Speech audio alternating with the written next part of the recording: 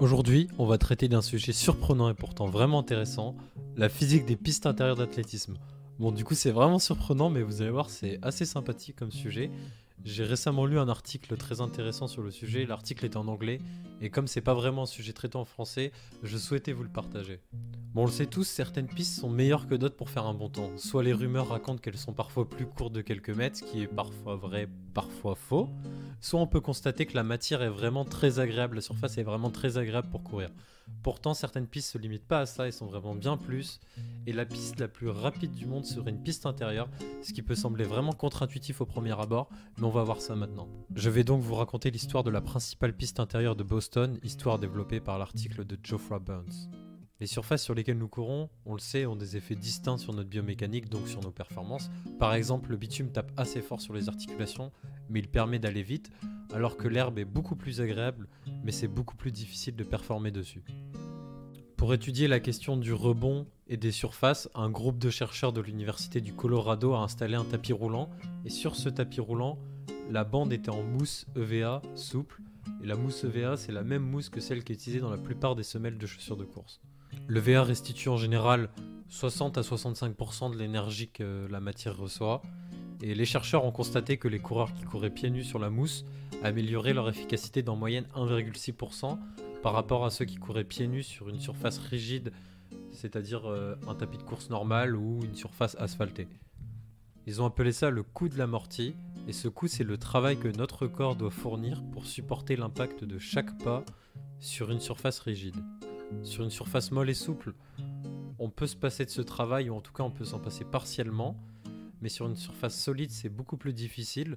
C'est pour cela que la semelle des chaussures est vraiment importante, bien plus que le carbone ou n'importe quoi d'autre. Et c'est là que nous allons parler de Floyd Highfield. Bon, personne ne le connaît, a priori pas de soucis, c'est normal, mais vous allez voir, ce qu'il a fait est quand même assez incroyable. Ingénieur de formation, il s'est d'abord lancé dans la conception et la construction de voies ferrées dans les années 60, mais étant aussi ancien coureur sur piste, il a commencé à s'intéresser à la piste intérieure idéale, notamment à l'inclinaison de la piste intérieure. Parce qu'on le sait, la plupart des pistes intérieures utilisent un virage assez symétrique qui monte progressivement jusqu'au milieu, puis qui redescend vers la ligne droite suivante. Highfield avait deux concepts clés pour ses pistes. Déjà, il pensait que ce changement était vraiment perturbant. Il s'est dit non, moi je veux pas de piste comme ça. Donc il a fait des virages très très raides dès le début. Et ensuite, les virages descendent plus progressivement vers la ligne droite. Et aujourd'hui, seule la piste de Boston utilise encore ce genre de concept.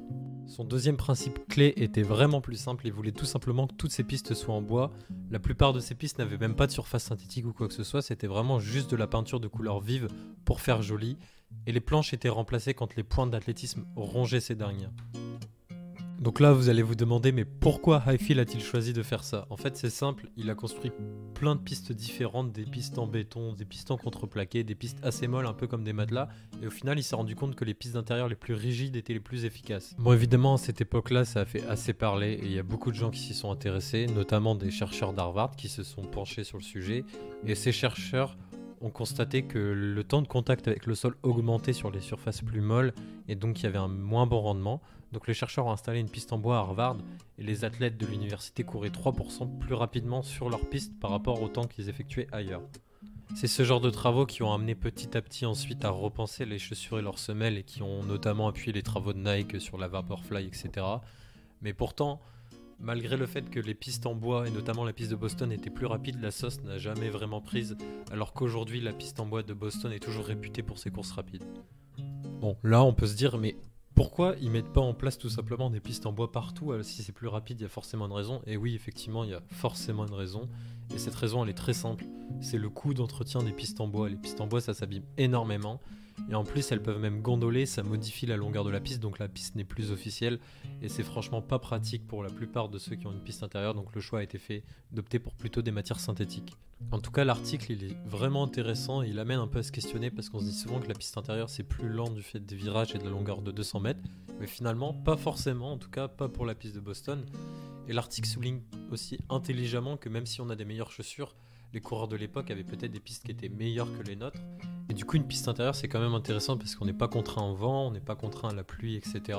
Et on peut se questionner, est-ce qu'un Ingebrigtsen sur une piste comme Boston ferait des temps qui sont encore meilleurs? Et on peut être amené à le penser après avoir lu l'article.